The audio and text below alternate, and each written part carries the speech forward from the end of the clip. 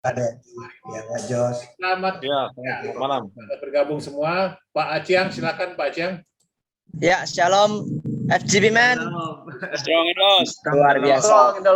Ya, FGB thank, man. thank you ya atas waktunya dan atas undangan dari Pak Isa. Saya sangat sukacita dan sangat bangga bisa bergabung di wadah ini ya. Saya Aciang tadi udah kenalan teman-teman ya. Ya, sebelum saya kesaksian lebih jauh, saya bacakan sedikit ayat di Mazmur 91 ayat 5. Engkau tak usah takut terhadap kedahsyatan malam, terhadap panah yang terbang di waktu siang.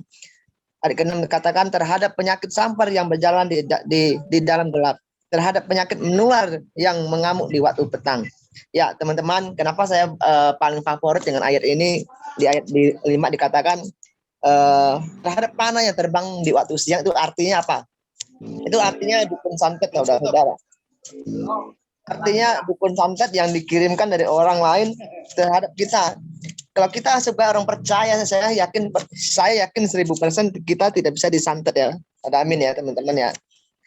Dan saya 2017 baru gabung di wadah ini. Saya dijauhin sebenarnya. Saya tadi awal mula saya kira nih wadah-wadah apa, kayak kumpulan homo atau apa nih, bapak-bapak semua kan. Nggak ada ceweknya, saya bilang. Saya kaget benar. Tapi di sinilah saya bertumbuh.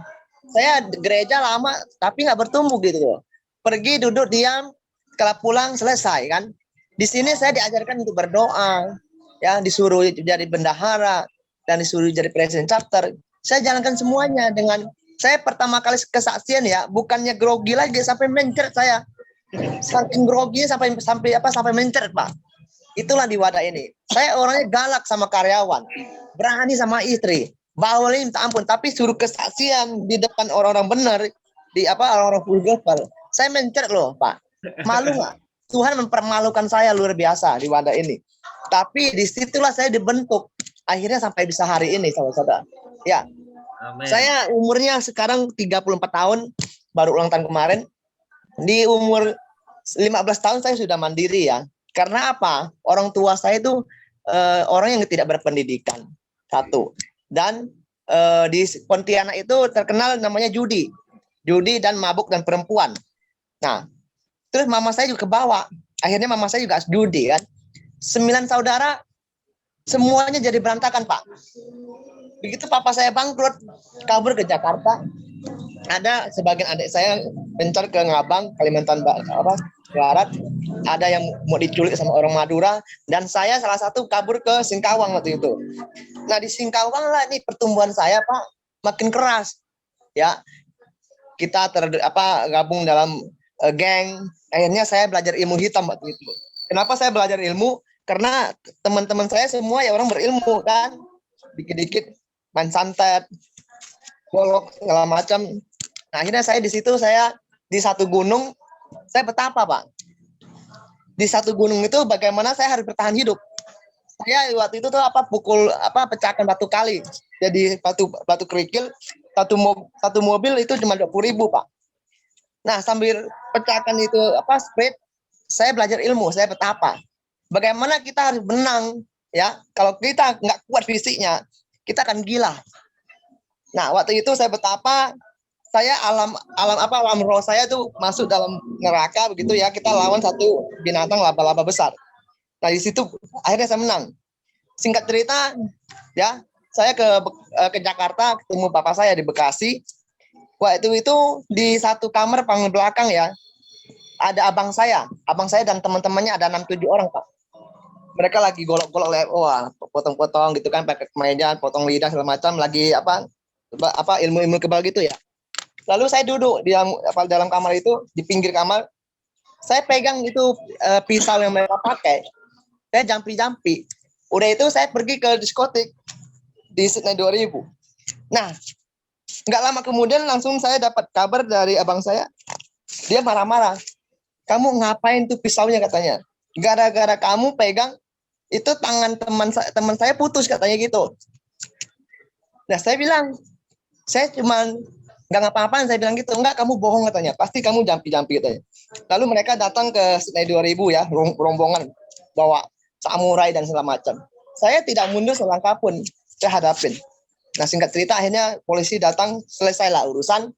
Disitulah banyak orang tahu saya punya ilmu, ya kan. Satu kali saya lagi dugem bapak, tiba-tiba saya didatangkan satu orang sujud depan saya. Dia bawa dupa dan segala macam. Saya bilang, ini apa-apaan? Saya bilang, tolong saya, tanya. Kakak saya di Kalimantan udah 2 minggu disantet orang tidak bisa bangun. Udah dicoba berapa guru tidak bisa. Lalu saya langsung singkat cerita, saya bilang oke, ya udah kita pulang. Nah, makanya saya bilang iblis itu bisa datang dengan hal apapun. Selagi kita dipengaruhi narkoba pun iblis itu bisa masuk karena itu barang kotor. Iblis itu kotor, mau narkoba, mau kita habis main jablay, mau apa, itu iblis bisa masuk dalam tubuh kita. Karena itu barang kotor, ketemu kotor. Nah, singkat cerita saya obatin saudara. Sembuhlah kakak dia kan. Tapi saya pesan sama dia, kamu jangan ngomong sama siapapun. Saya nggak mau tahu, nggak mau orang tahu, saya bilang gitu. Nah, akhirnya ini orang bocor, kemana-mana dia omong. Singkat cerita akhirnya ramai lah di kosan saya waktu itu. Ada yang punya kos, juga nggak bisa jalan berapa bulan, saya ngobatin sembuh semua. Makin ramai tiap hari. Ada yang jablay-jablay datang ke kita, pasang susu dan segala macam, banyak sekali Pak, tiap hari ramai. Nah, satu hari saya makin parah pergaulan saya, ya. Akhirnya saya jadi bandar narkoba. Saya jual barang Polda, ya. Jadi punya polisi, saya tiap hari dikawal Pak di diskotik, ya. Kanan kiri saya dikawal. Akhirnya singkat cerita saya di DPO sama BNN waktu itu. Jadi polisi Polda bilang kamu jangan main lagi, kamu lagi diincar, lagi DPO. Akhirnya anak buah saya udah mulai banyak ketangkap Pak. Saya berhentilah waktu itu, tapi barang-barang narkoba saya masih saya simpan dalam kamar saya. Seperti apa saya taruh di dalam ya tempat sembahyang saya taruh di dalam situ. Jadi satu hari di kosan saya kan ada 3 lantai Pak. Paling depan ada ibu-ibu janda, dia orang Kristen. Waktu itu dia suka marahin saya. Namanya kita anak muda, ditegur tidak mau, dan saya terkenal orang kurang ajar. Saya paling kurang ajar Pak sama siapapun Pak. Karena tidak ada pendidikan kan, dari kecil nggak diajarkan. Nah, dari situ saya punya inisiatif, saya mau santet ibu ini. Gimana cara saya mematikan dia? Karena udah keterlaluan kan bagi saya. Singkat cerita, kita bikin ritual, saya santet dia, saudara-saudara. Begitu santet malam saya main judi. Biasanya saya main judi kan menang. Saya menang terus. Tapi hari itu, malam itu habis uang saya 1 sen pun Pak. Ya, saya punya ikan koki, tiba-tiba renang di tengah-tengah akuarium itu keluar ulat Pak. Keluar ulat. Terus tiba-tiba bangun pagi, sebentar ada yang pulang Pak. Sebentar.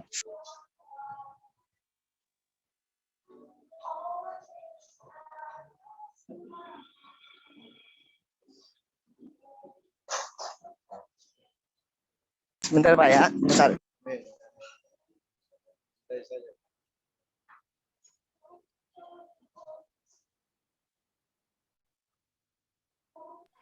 Iya Pak, lanjut Pak. Tadi teman saya pulang. Sorry ya. Jadi saya lanjutkan kembali Pak, teman-teman. Lanjut. Saya lanjut ya. Ini waktunya dikejar-kejar. Ya. Nah, singkat cerita, bangun tidur di depan kamar saya, pas tengah-tengah ada kotoran yang sangat besar, lingkarannya seperti dicetak. Dia ukuran 2 cm Pak tingginya Pak. Bulat ya. Dibilang kotor manusia bukan, binatang bukan. Saya bingung ini apa kan? Baunya menyengat. Nah, lalu ada yang bilang, teman-teman saya bilang kamu dihajar sama dukun katanya kan. Ada yang tidak senang katanya. Saya belum kepikiran saya habis santet ibu itu. Oke lah, kita bikin ritual, akhirnya kita buang sial. Malamnya saya main judi lagi Pak. Habis uang saya Pak, 1 sen pun Pak. Jadi tiba-tiba jam 8 malam itu 5 orang anggota polisi dari BNN bawa senjata panjang tangkap saya. Mana namanya Asyang katanya. Jangan gerak semuanya. Akhirnya singkat cerita ada yang mau kabur, mau ditembak. Lalu mana nama Asyang? Saya angkat tangan. Waktu itu masih pengaruh narkoba. Kita masih terlalu jujur, polos kan. Lalu mana kamar kamu? Dia ngomong gitu. Akhirnya saya unjukkan kamar saya, semuanya diobrak-abrik Pak. Jadi ada pedang pusaka dikasih orang punya, diambil semuanya. Dan bersyukurnya itu inek saya ya, barang narkoba saya nggak ketahuan waktu saya sembunyiin di tempat sembahyang itu Pak. Dupa tuh yang tahu orang biasa sembahyang kalau tengah tuh nggak ada dupa. Saya sembunyi di dalam situ. Parah nggak Pak? Parah. Bayangkan orang sembah-sembah bukan sembah dewa, sembah inek, sembah narkoba, ya kan? Nah, itulah saya Pak. Saking jahatnya, saking kejamnya, saking tidak terkontrolnya saya. Singkat cerita, saya dibawa Pak. Saya dibawa ke Polda.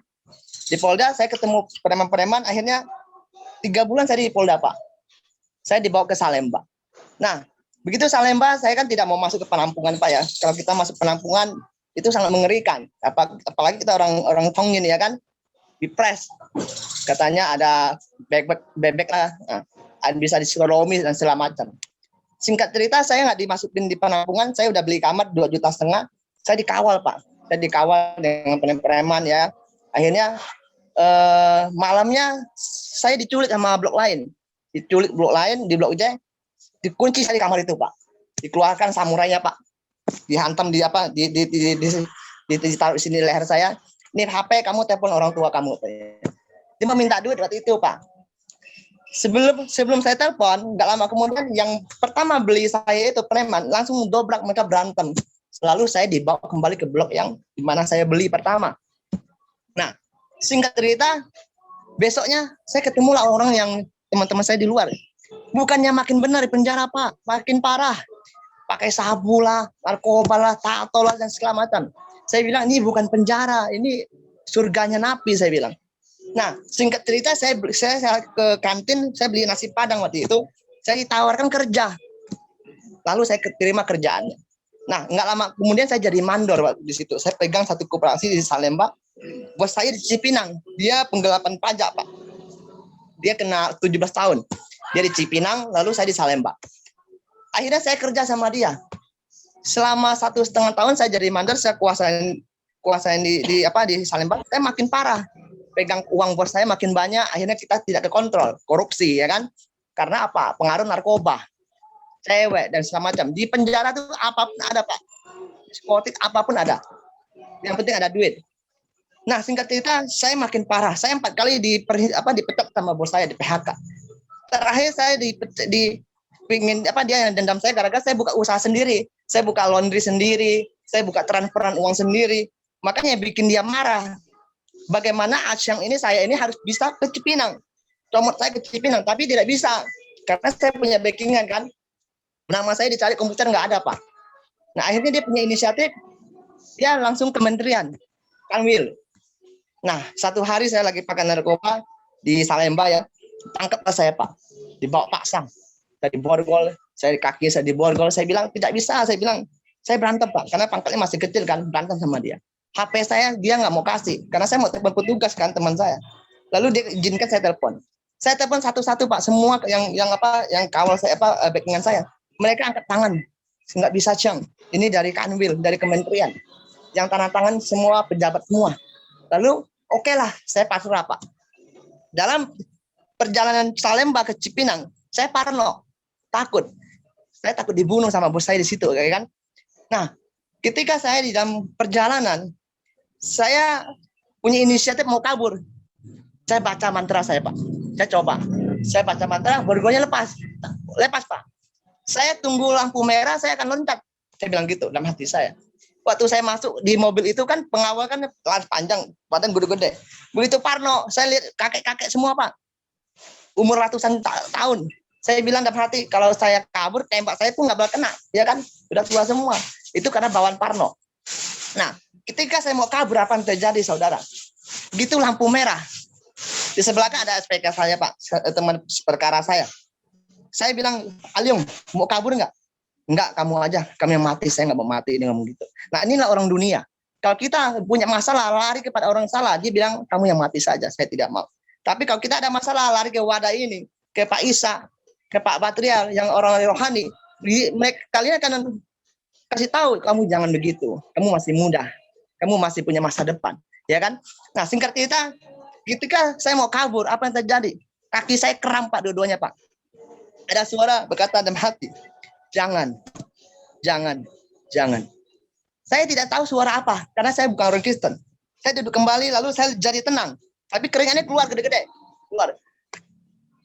Akhirnya sampai di Cipinang, Pak. Datanglah. Jadi kita dibagi. Yang narkoba sabu-sabu dipisah, yang putau dipisah. Yang putau ini disiksa sampai parah, Pak. Sampai turun blok, ditendang sampai berdarah-darah, Pak.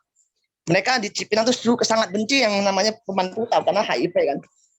Nah, datanglah bos saya. Saya udah tahu dia karena saya sering lihat dia di TV kan. Waktu di sidak di TV One, dia kan sering tampil. Nah, mana namanya Asyang kayak gitu. Saya bilang, ya saya kok. Ini kamar saya beli buat kamu. Hukuman kamu masih 2,5 tahun. Saya ke lapas bayangan. Tidak ada yang bisa keluarkan kamu tanpa izin saya kan. Dia ngomong gitu. Saya bilang, udah saya pasrah. Terserah mau kamu mau melakukan saya seperti apa saya bilang. Jadi saya kira tuh satu kamar 2x3 itu ada lampu, ada air, yang cuma berdua. Ya wajar saya bisa hidup. Ya kan? Ternyata apa yang terjadi? Saya ditaruhkan kamar 2x3, tidak ada lampu, tidak ada air, dan berlima. Bisa hidup nggak, Pak? Tidak bisa.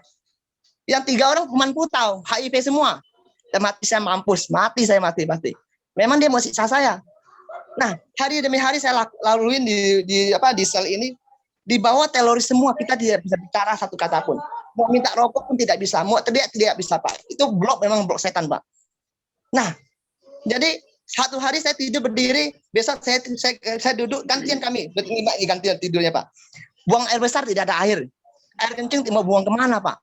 Baunya minta ampun, Pak. Saya bilang satu minggu kemudian, saya bilang sama Yanto, orang Medan ini, dia orang Kristen. Saya mau bunuh diri kan ada sikat gigi. Saya asa-asa sampai tajam di kamar mandi. Saya mau bunuh diri. Yanto orang Medan ini, dia bilang, "Cang, lu mau ngapain?" Saya mau bunuh diri. Saya bilang, "Enggak, kamu sini. Kamu mau nggak percaya Tuhan Yesus?" Saya ngomong gitu. Langsung saya teringat ibu janda itu, Pak. Saya langsung teringat otak saya ke dia. Saya bilang, tidak. Saya masuk penjara ini gara-gara santet orang Kristen. Benar nggak, Pak? Ketika saya santet dia, ilmu saya jadi tai kotoran di depan pintu saya. Ikan pun jadi keluar ulat, ya kan? Main judi habis, ditangkap polisi, semua habis. Gara-gara santet orang Kristen. Tapi nyawa saya udah di ujung hidung. Mau nggak mau saya bilang, bagaimana caranya? Kamu ajarkan saya. Kamu berdoa saja katanya. Udah saya berdoa ikutin dia. Bapak, kalau memang engkau ada, tolong pindahkan saya kamar yang lebih layak. Saya tidak butuh turun ke bawah karena saya tahu saya salah. Saya berantem sama polisi. Saya jual sabu, ketangkep 4 kali situ. Ya kan, pernah nusuk orang. Banyak masalah saya, Pak. Mustahil sekali saya bisa keluar dari sel itu. Lalu hari demi hari tidak ada kabar. 3 hari kemudian saya bilang, "Pak, mana Tuhan lu?" Nggak ada. Gue bilang gitu kan. Kamu tenang, cukup berdoa saja. Lalu saya berdoa. Yang 3 orang Muslim itu dia bilang apa? Kalian udah gila, katanya. Kalian sudah stres. Lalu, oke, kami berdoa, Pak. Ini kan jalur besi, Pak, ya, pintu ya. Hidung saya itu di luar tiap hari, Pak. Karena kita nggak kuat dengan baunya, ya kan? Baca kitab saya tahu di luar, Pak, di luar sel. Nah, lalu datanglah petugas, Pak. 2 orang bawa buku, dia panggil nama saya keluar. Yang keluar cuma berdua, Yanto sama saya. Yang 3 orang tidak, karena mereka tidak percaya kan. Saya bilang, "Pak, mau dibawa kemana saya, Pak?" "Kalian pindah kamar di blok sana," katanya.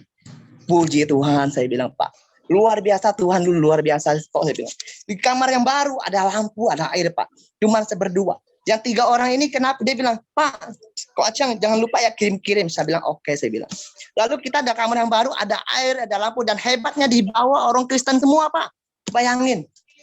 Ketika pagi-pagi saya bangun tidur, saya udah seger, udah mandi ya.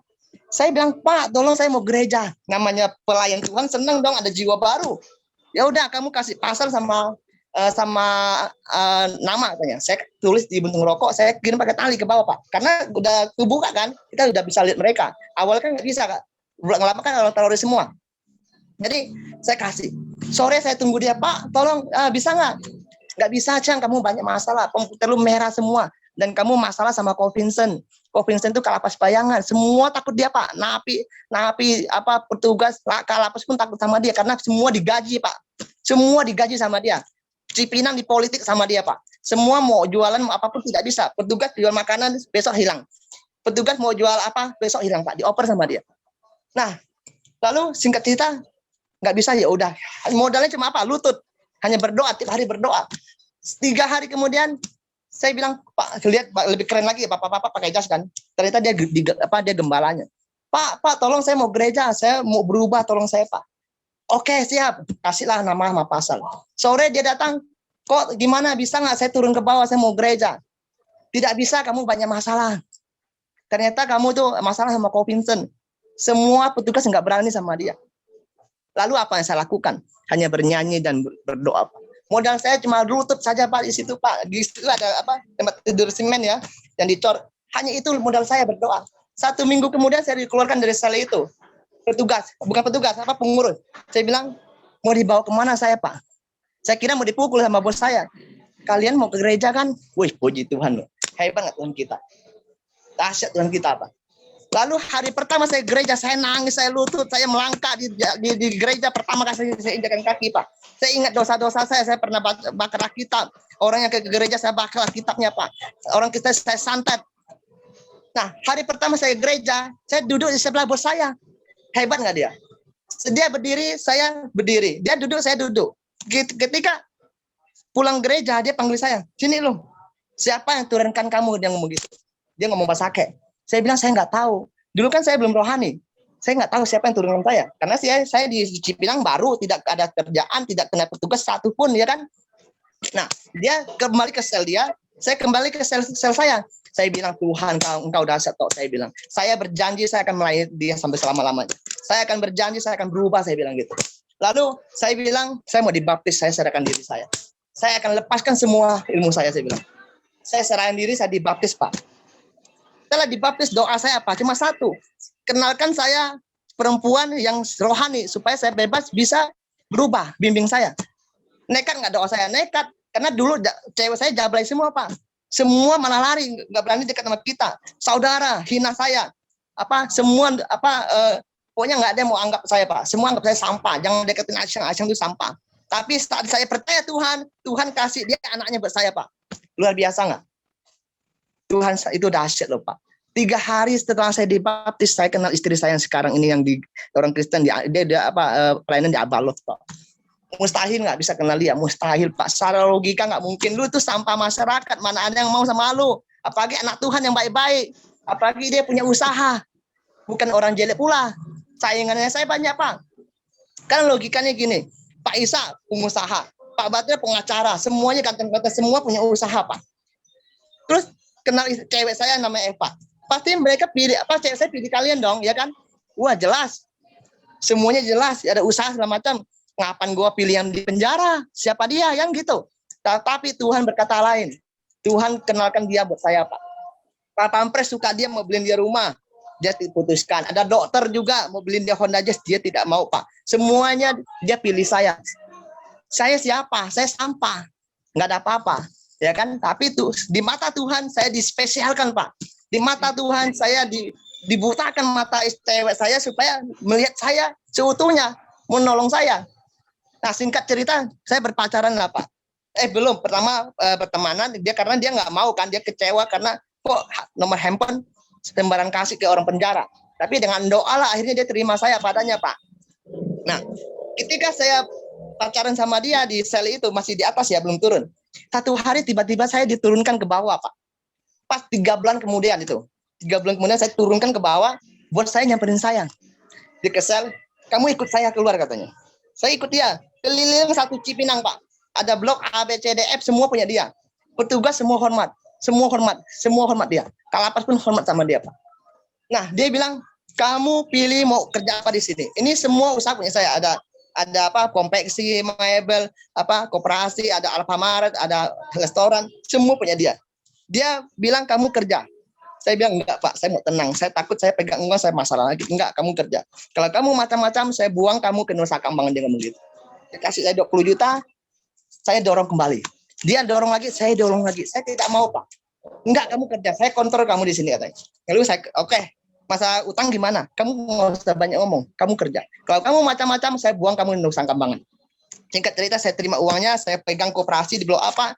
Saya pegang transferan. Cianto ini yang bawa saya masuk Kristen, dia di blok B Pak. Singkat cerita, saya bekerja lah. Lama kemudian akhirnya saya jadi mandor. Dari mandor banyak yang tidak senang. Calon istri saya bilang, udahlah, kamu kan udah mau bebas. Kamu jangan usah kerja lagi. Kamu mendingan fokus ke gereja. Singkat cerita, saya bikin surat pernyataan, saya pengunduran diri. Saya serah terima, tidak ada minus, Pak, tidak ada min sedikit pun uangnya, Pak. Puji Tuhan. Beda ya, setelah saya dalam Tuhan, saya tidak pernah pakai uangnya sepersen, Pak. Kalau dulu saya habis uang saya, uang bos saya pakai buat narkoba, Pak. Puji Tuhan, makanya Tuhan itu dahsyat, Pak. Nah, singkat cerita, saya tidak bekerja lagi, saya melayani Tuhan di Cipinang ya, sampai mau bebas. Masih ada waktu nggak, Pak? 2 menit lagi, Pak ya. Bisa Ada menit, oke. Akhirnya puji Tuhan, menjelang mau bebas, istri saya ajak saya nikah, Pak. Sebelum saya bebas, saya udah bagi undangan. Sebelum saya bebas, semua sudah diurus dalam penjara, Pak. Saya di penjara bisa beli cincin tunangan buat istri saya dan semacam. Dan sampai hari ini saya nikah sama beliau udah 12 tahun dan saya bergabung di Wadah Full Gospel, puji Tuhan. Semua karena anugerahnya Tuhan, Pak. Saya yakin percaya Yohanes 15 ayat 16 katakan, bukan kamu yang pilih saya, tapi aku yang pilih kamu, dan aku sudah menetapkan kamu supaya kamu pergi menghasilkan buah yang banyak, dan buah itu tetap. Thank you, Pak Isa dan teman-teman. Tuhan berkati semuanya. Puji Tuhan. Betul. Luar biasa. Tetap maju dalam Tuhan. Selamat siang buat kesaksian